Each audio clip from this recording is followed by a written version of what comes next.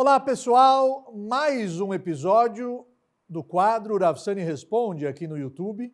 Vocês enviam as perguntas pelas nossas redes sociais, pelo Instagram by Rav Sani, e a produção seleciona as perguntas e eu estou dedicando um episódio para cada resposta. E a pergunta que eu recebi foi a pergunta do grande seguidor Leandro Costa. E ele diz o seguinte: Rabino, qual a relação de Alexandre o Grande com os judeus? Você quer saber? Não saia daí.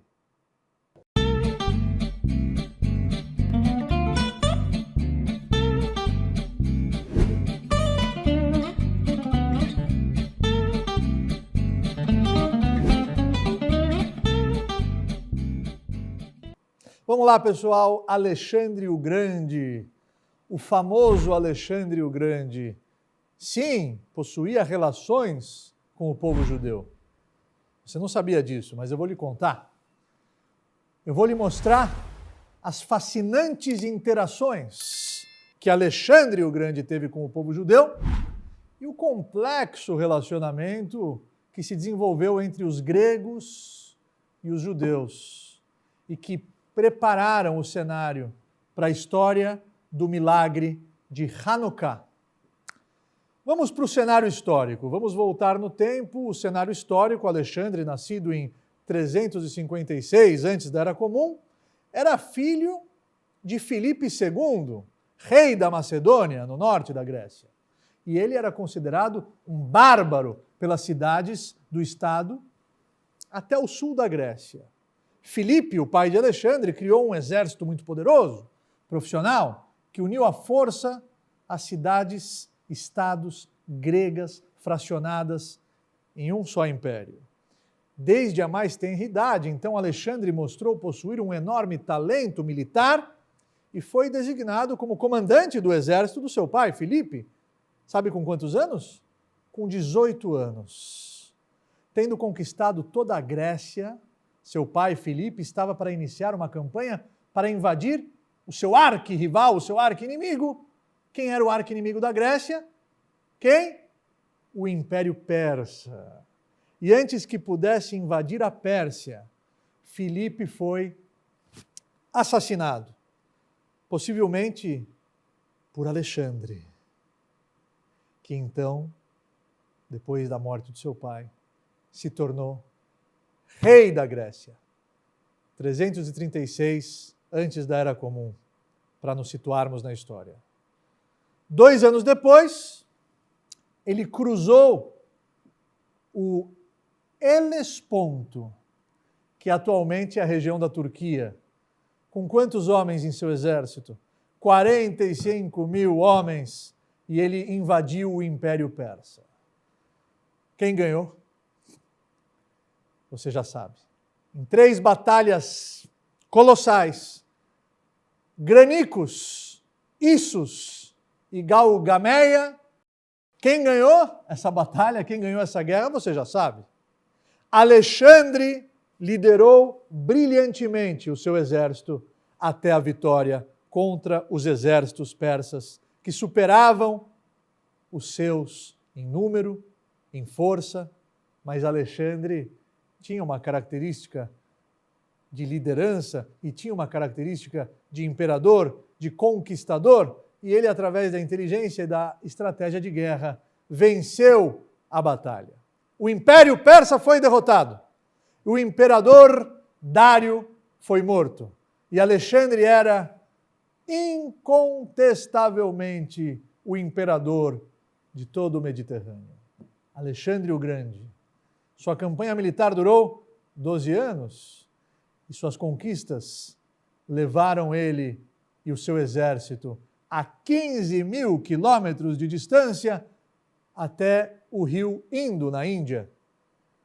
Somente a exaustão, o cansaço dos seus homens e a morte precoce de Alexandre o Grande aos 32 anos pôs fim à conquista grega de toda aquela região do mundo inteiro conhecido. Contam que quando Alexandre o Grande contemplava o seu império, ele chorava. Chorava porque não havia mais nada a conquistar. Ele praticamente conquistou o mundo inteiro. Seu vasto domínio não sobreviveu à sua morte e fragmentou-se em 3 grandes blocos centralizados na região da Grécia, do Egito e da Síria. Controlados por seus antigos generais, essa foi a divisão do seu grande império. Quando Alexandre o Grande estava no auge, o império dele ia do Egito até a Índia, e ele construiu 6 cidades gregas, todas chamadas Alexandria. Estas cidades e os gregos que se estabeleceram nelas levaram a cultura grega ao centro das antigas civilizações da Mesopotâmia. E os gregos não foram apenas imperialistas militares, mas também culturais. Eles disseminavam a sua cultura. Eles faziam questão que todos abraçassem a sua cultura. Os soldados e os colonizadores gregos levaram seu estilo de vida, seu idioma, a arte, a arquitetura, a literatura, a filosofia a toda a região do Oriente Médio. E quando a cultura grega se fundiu com a do Oriente Médio, criou um híbrido cultural, o helenismo, cujo impacto seria muito maior e duraria muito mais tempo que o breve período do Império de Alexandre o Grande. Seja através da batalha campal, arte, arquitetura ou filosofia, a influência do helenismo sobre o Império Romano, cristianismo e Ocidente foi monumental. Porém, é a interação entre judeus e os gregos e o impacto do helenismo sobre o judaísmo que eu quero examinar, analisar com vocês mais de perto. Durante a sua campanha militar contra a Pérsia, Alexandre Grande fez um desvio para o sul, conquistando Tiro e depois o Egito, passando pelo local que hoje é Israel. E há uma história fascinante sobre o primeiro encontro de Alexandre o Grande com os judeus de Israel, que eram súditos do Império Persa naquela época. E esse primeiro encontro de Alexandre o Grande com os judeus está registrado no Talmud, na Torá oral, no Tratado de Yomá, na página 69, lado A. E esse registro também pode ser encontrado no livro da Antiguidade do historiador judeu Joséfos. Prestem atenção nesse encontro entre Alexandre o Grande e os judeus. Em ambas as narrativas, em ambos os registros, o Kohen Agadol, o sumo sacerdote do templo em Jerusalém, temendo que Alexandre o Grande destruísse a cidade, o Kohen Agadol, o sumo sacerdote, saiu para encontrá-lo antes que ele chegasse na cidade de Jerusalém. E tanto no Talmud, como nos outros registros, essa história é fascinante. Ela descreve como Alexandre o Grande, ao visitar o sumo sacerdote, o Kohen Agadol, desmoronou e inclinou-se perante ele. Imaginem o grande imperador Alexandre o Grande se curvando perante um rabino, se curvando perante o Kohen Agadol, o sumo sacerdote. E nos registros você vai encontrar, quando foi questionado pelo seu general para que explicasse essa atitude, ele explicou. Imaginem, o seu general ficou impressionado. O que o senhor está fazendo se prostrando perante esse judeu? A explicação foi a seguinte, pessoal. Eu não me inclinei perante ele, mas perante Deus que o honrou como o sumo sacerdote. Pois eu vi esta mesma pessoa que eu estou vendo agora, num sonho, com essa mesma roupa, as vestimentas do Kohen Agadol, com essas mesmas vestimentas, eu vi esse homem em meu sonho. E Alexandre o Grande interpretou a visão do sumo sacerdote como um bom pressentimento, e assim poupou Jerusalém de sua destruição. Poupou Jerusalém, absorvendo pacificamente a terra de Israel em seu crescente império. como um tributo à sua conquista pacífica, os sábios de Israel decretaram que o primeiro recém-nascido judeu daquela época receberia o nome de Alexandre. Alexander, até hoje é um nome comum dentro da nossa comunidade judaica, em gratidão, em reconhecimento a Alexandre o Grande não ter destruído Jerusalém. Alexander, o nome Alexandre, tem raízes judaicas também. Até hoje ele permanece sendo um nome judaico. Eu tenho alguns amigos que se chamam Alexander.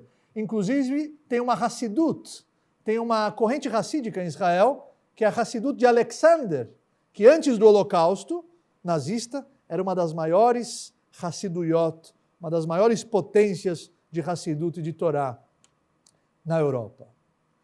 E a data desse encontro entre Alexandre o Grande e o sumo sacerdote, o Kohen Agadol, foi no dia 25 de Tevet, no dia 25, Kaf Hei, do mês hebraico de Tevet. E foi declarada um feriado de menor importância, mas uma data que recebeu destaque em nosso calendário. Judeus e gregos.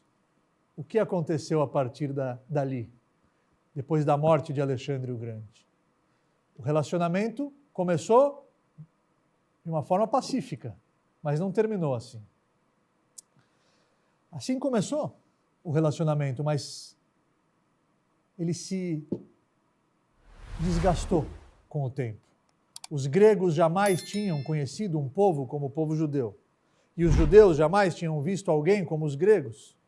A interação inicial pareceu ser bastante positiva, pela história que eu contei. Para os judeus, os gregos eram uma cultura exótica do Oriente. E para os gregos, os judeus também eram uma cultura diferente do Ocidente. Eles tinham uma profunda tradição intelectual que produziam filósofos como Sócrates, como Platão, como Aristóteles, que foi tutor do Alexandre o Grande durante 2 anos. E o seu amor pela sabedoria, ciência, arte, arquitetura, destacavam o Império Grego das outras culturas que o povo judeu conhecia. O idioma grego era considerado tão belo, tão bonito, que o Talmud, por vezes, o chamou de mais bonita de todas as linguagens e de todos os idiomas. E os rabinos do Talmud decretaram até que um rolo da Torá fosse escrito em grego. Os gregos jamais tinham conhecido alguém como o povo judeu. A única nação monoteísta do mundo com um conceito ímpar de um Deus bom e infinito que cuida da criação e intervém na história. Os judeus tinham tradições, filosofia. Os judeus tinham um amor pela cultura e pelo estudo. Os judeus tinham a alfabetização como preceito para os jovens de 13 anos e para as moças de 12 anos. E uma infraestrutura de bem-estar social incomparável no mundo antigo naquela época.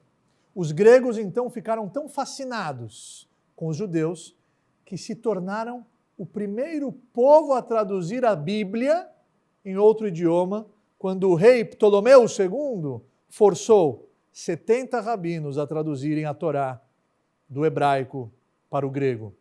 É interessante que nesse episódio aconteceu um milagre, porque eles colocaram 70 rabinos, 70 sábios em salas diferentes. E os sábios foram obrigados a fazerem algumas mudanças na tradução para que não houvesse uma interpretação equivocada por parte deles, por parte do rei.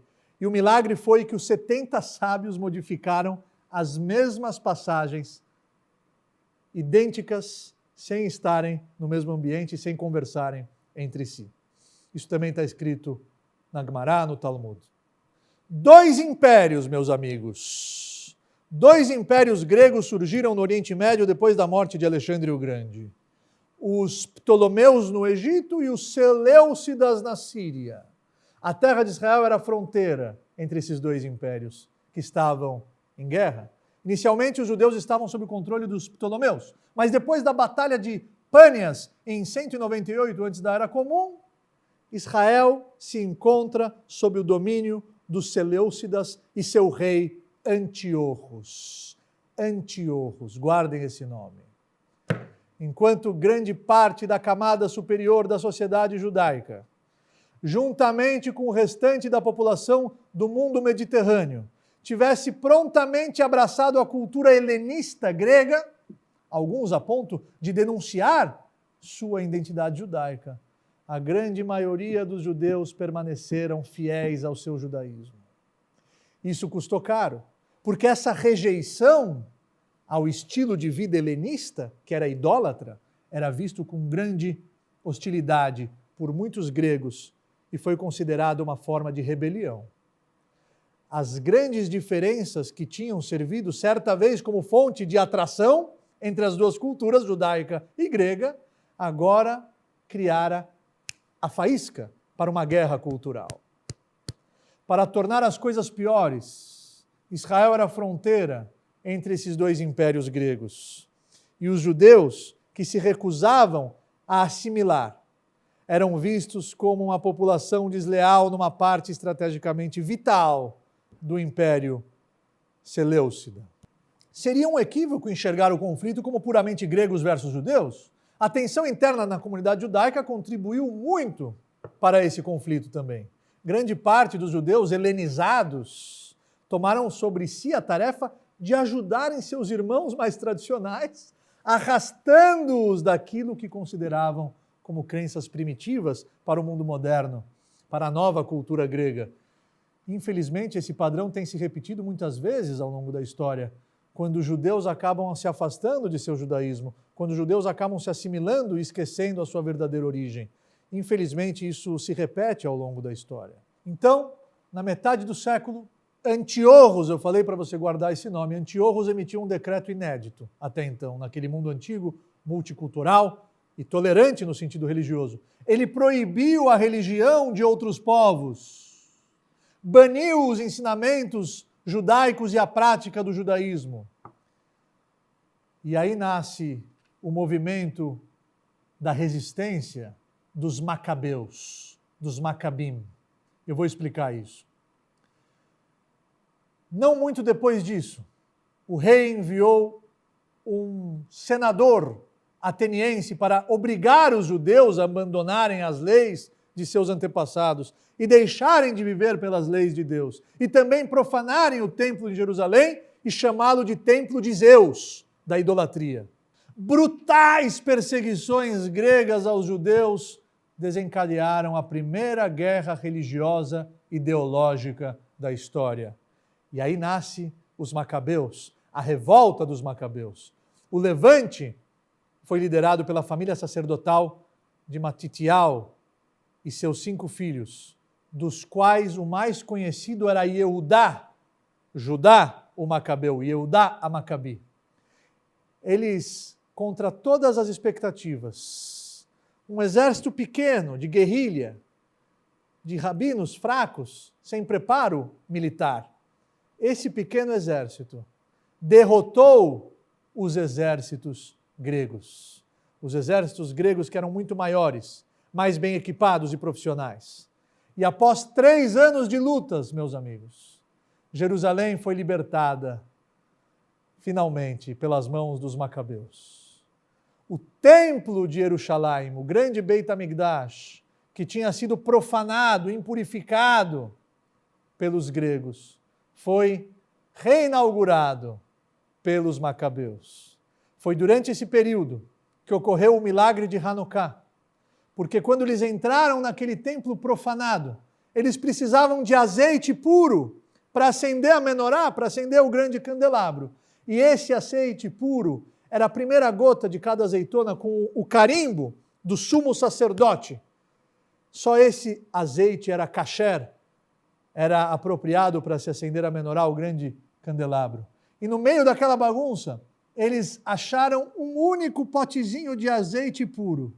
Mas esse azeite era suficiente para acender a menorá por apenas 1 dia. E milagrosamente esse azeite durou por 8 dias. Esse é o milagre de Hanukkah. O conflito se arrastou por diversos anos, custando a vida de muitos judeus, incluindo Yehudá, a Macabi, Judá, o Macabeu, e vários de seus irmãos. Mas, por fim, os gregos foram derrotados e o judaísmo sobreviveu. E a chama do judaísmo sobreviveu, meus amigos. E esse milagre não foi um milagre único do passado. Esse milagre se renova todos os anos nessa mesma data de reinauguração do Beit HaMikdash, do templo que havia sido profanado pelos gregos. Como esse milagre foi eternizado? Através do acendimento da Hanukkah. A Hanukkah, diferente da Menorá, que tem 7 braços. A Hanukkah tem 8 braços, mais um outro braço que é o Shamash. E como nós eternizamos esse milagre? Por que esse milagre se diferenciou dos outros milagres? O povo judeu presenciou muitos outros milagres. Muitos rabinos na época do Talmud faziam milagres, porque esse milagre do potinho de azeite virou uma festa, a festa de Hanukkah até os dias de hoje. Prestem atenção. Quando nós acendemos a Hanukkah, nós recitamos 2 brachot, 2 bênçãos. A primeira, Asher Kideshanu bemitzvotav etzivanu leadlik ner Hanukkah, que nos santificou com seus mandamentos e nos ordenou a acender a vela de Hanukkah. E outra brachá, She'asa nisim lavoteinu bayamim haem bazman hazeh, que fez milagres para os nossos antepassados, bayamim haem, naqueles dias, bazman hazeh, e nos dias de hoje. O que significa isso? Que os milagres daquela época, eles são atuais até os dias de hoje. E os sábios perceberam isso. No ano seguinte, eles perceberam que a luz desse milagre pairava no ar. E por isso que a festa de Hanukkah foi decretada e instituída em nosso calendário um ano depois do acontecimento do milagre do potinho de azeite. E foi esse milagre que foi eternizado. De que maneira? Através da celebração de 8 dias de Hanukkah, aonde todos os judeus da face da terra acendem as suas velinhas de Hanukkah com azeite. No primeiro dia, 1 vela. No segundo dia, 2 velas. No terceiro dia, 3 velas, 4 velas, 5 velas, 6 velas, 7 velas, 8 velas. 8 dias de Hanukkah. Da direita para a esquerda. Primeira vela, na segunda vela, da direita para a esquerda. Na terceira, da direita para a esquerda. Na quarta, a terceira, a segunda, a primeira, até o 8º dia da 8ª, 7ª, 6ª, 5ª, 4ª, terceira, segunda e primeira. E essa luz de Hanukkah simboliza a vitória do judaísmo, a vitória do monoteísmo, a vitória daqueles que acreditaram, sem chances nenhumas de vencerem o exército mais poderoso do planeta. Mas eles não estavam guerreando por si, eles estavam guerreando pelo judaísmo, pelos valores milenares judaicos continuarem perpetuando no coração dos judeus e de todos aqueles que querem abraçar todo esse idealismo e toda a magnitude e beleza dos preceitos da Torá. Essa é a festa de Hanukkah. Nós citamos também o milagre da guerra em nossas orações, mas percebam que a eternidade da festa gira em torno das velas de Hanukkah. Eu quero finalizar com uma história verídica, num campo de concentração, quando os nazistas cruelmente colocavam os judeus em beliches, com pijamas rasgados, no rigoroso inverno europeu, nos campos de concentração, e eles eram submetidos a trabalhos forçados e depois assassinados brutalmente nas câmaras de gás. No meio daquele inferno, um judeu se deu conta que era Hanukkah. Mas ele não tinha pavio, ele não tinha vela para acender a Hanukkah. O que ele fez? Ele rasgou fios da sua própria roupa e com aqueles trapos ele conseguiu enrolar e produzir uma espécie de pavio. E com aquela gordura que eles chamavam de manteiga, que eles davam junto com um pão seco, uma vez por dia para os prisioneiros, ele fabricou uma espécie de óleo e ele acendeu a vela de Hanukkah no campo de concentração. Só que no meio que todos os judeus estavam reunidos em torno daquela velinha, daquela luz, no meio da escuridão do Holocausto, entra no barracão um soldado nazista. E ele pergunta, quem acendeu essa vela? E o próprio judeu que acendeu levantou a mão. E levou um tiro na cabeça. E o seu cadáver ficou estendido ao lado da vela. Só que o que vocês não sabem é que os judeus que lá se encontravam presenciaram um milagre. Porque aquela vela ficou acesa durante 8 dias, sem apagar. Esse é o milagre de Hanukkah. Esse é o contexto, uma guerra de ideologias. Os gregos não queriam assassinar o meu povo fisicamente, igual o Amán no Império Persa, igual os nazistas na Alemanha na Segunda Guerra Mundial. Os gregos queriam que os judeus continuassem vivos, mas não como judeus, como gregos. Você pode estar vivo, mas praticando o helenismo e não o judaísmo. Eles proibiram a circuncisão, proibiram o cumprimento do Shabat, proibiram o estudo da Torá.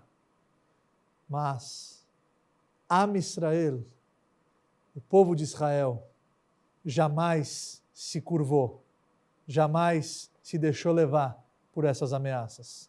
E o espírito de vitória dos macabeus existe dentro do coração de cada um de nós. E quando nós acendemos as velas de Hanukkah, nós estamos trazendo a energia daqueles milagres. Bayamim haem basman hazeh. Naquele tempo, mas esse milagre, essa história, esses valores são atuais, basman hazeh, nos dias de hoje também. Pensem nisso quando vocês acenderem as velas de Hanukkah esse ano. Jamais se esqueçam de tudo que os nossos antepassados tiveram que suportar para que hoje você possa vivenciar o seu judaísmo em liberdade. E jamais se curve perante ninguém que queira proibir você de ser você. Am Israel Chai, o povo judeu está vivo. Fui!